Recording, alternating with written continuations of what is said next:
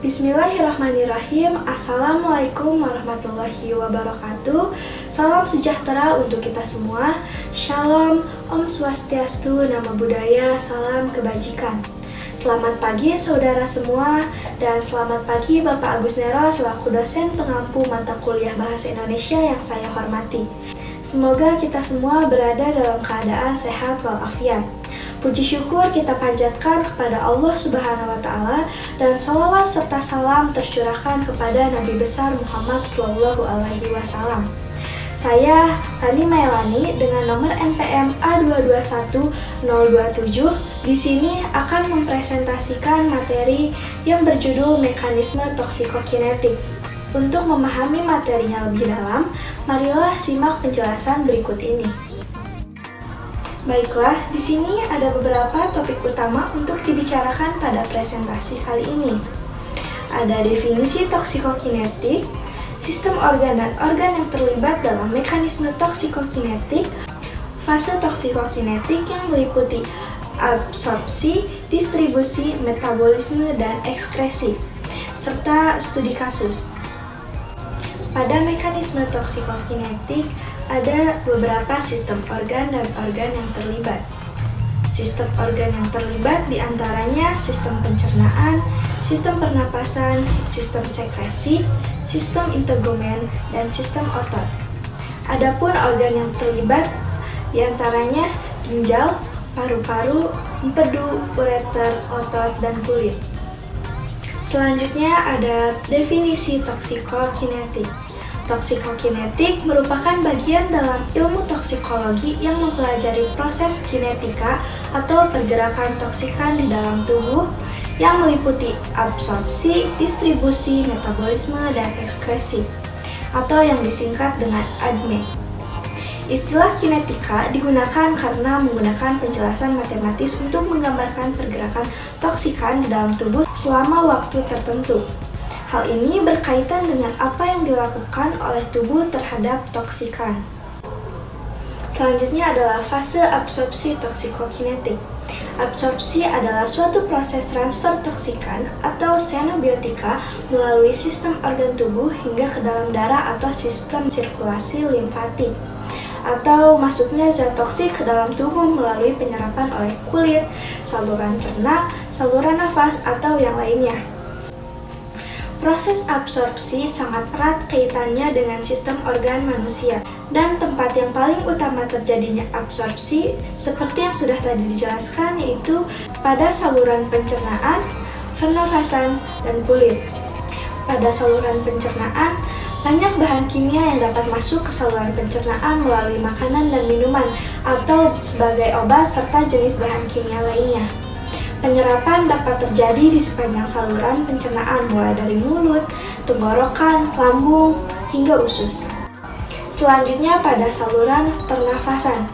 Zat toksik berupa gas, aerosol cair, dan partikel yang kurang dari 10 μm di udara dapat masuk melalui udara ke sistem pernafasan manusia.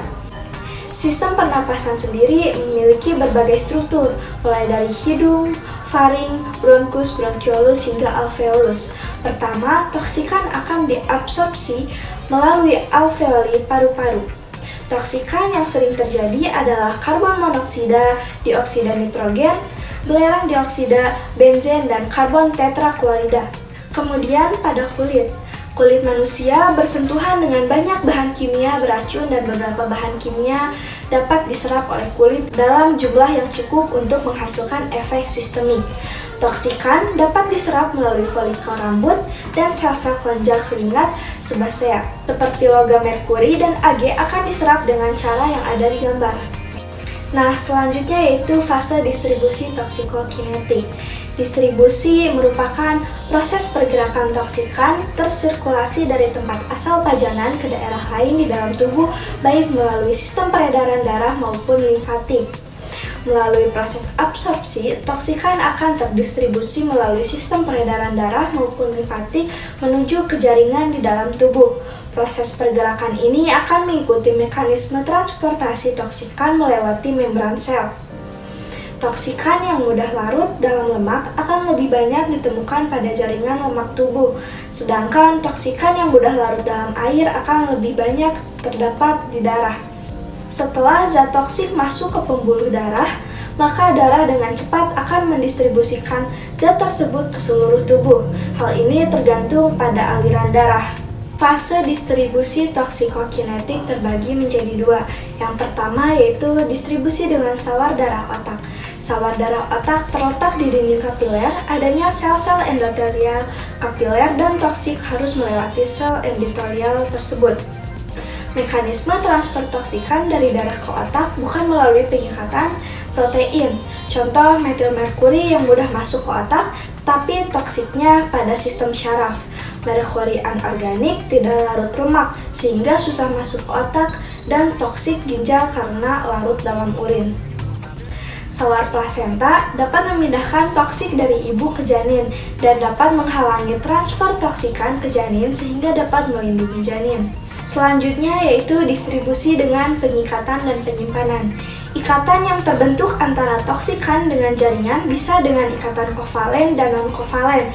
Ikatan kovalen ini bersifat tidak reversibel dan non-kovalen bersifat reversibel. Ikatan kovalen akan memberikan efek toksik penting. Toksikan di dalam tubuh dapat disimpan di beberapa lokasi. Yang pertama pada protein plasma. Beberapa protein plasma mengikat xenobiotik serta beberapa konstituen endogen tubuh. Selanjutnya pada hati dan ginjal. Hati dan ginjal memiliki kapasitas yang tinggi untuk mengikat banyak bahan kimia. Selanjutnya pada lemak. Sifat lipofilik yang dimiliki oleh suatu senyawa akan menyebabkan senyawa tersebut mengalami penetrasi oleh membran sel dan penyerapan oleh jaringan secara cepat. Selanjutnya yang terakhir pada tulang. Tulang adalah tempat penyimpanan utama bagi toksikan seperti fluorida, timbal, dan strontium. Selanjutnya yaitu faktor yang mempengaruhi distribusi toksikan. Yang pertama, laju aliran darah ke jaringan. Yang kedua, pergerakan melewati membran sel. Yang ketiga, kemampuan jaringan untuk mengikat toksikan. Serta yang keempat, transfer aktif jaringan dan kelarutan dalam lemak. Selanjutnya yaitu fase metabolisme toksikokinetik. Metabolisme merupakan perubahan zat-zat asing atau xenobiotika menjadi metabolit aktif atau bioaktivasi atau tidak aktif yang disebut juga detoksifikasi yang dikatalisis oleh enzim.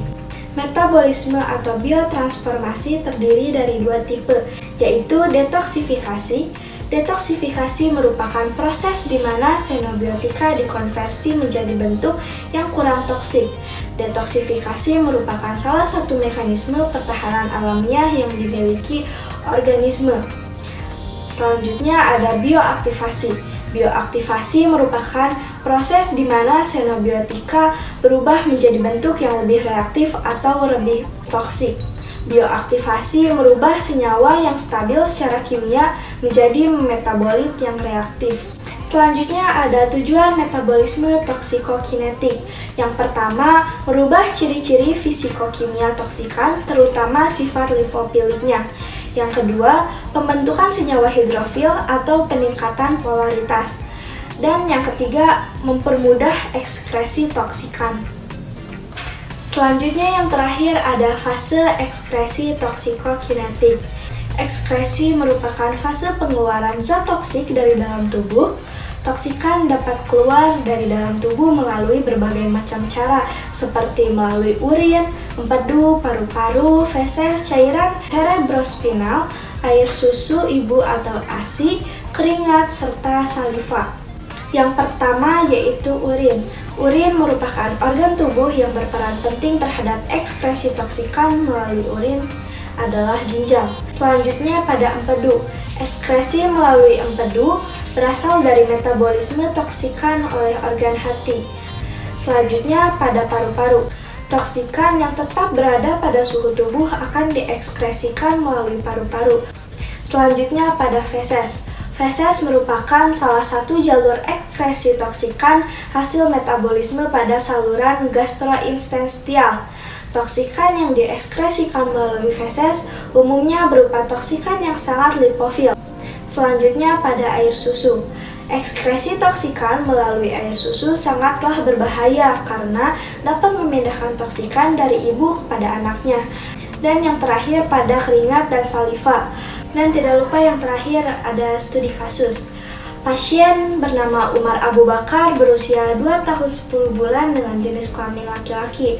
Sudah 2 bulan anak Siti Suhardiati, Umar Abu Bakar terjangkit gagal ginjal akut.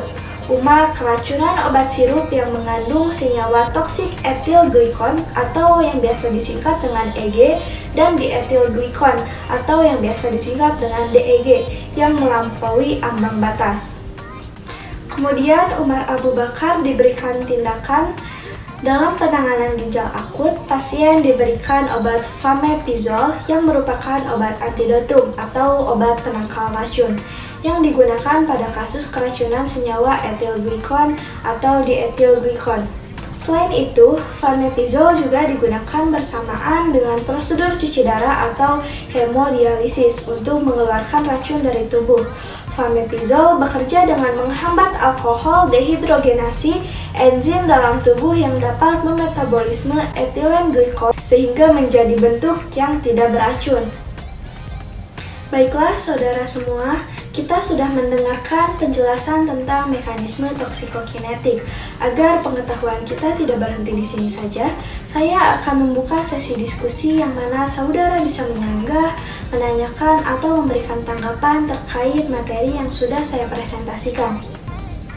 Baiklah saudara semua, demikianlah hasil diskusi dan juga presentasi pada hari ini. Tapi sebelum saya menutup presentasi ini, izinkan saya untuk menyampaikan kesimpulan.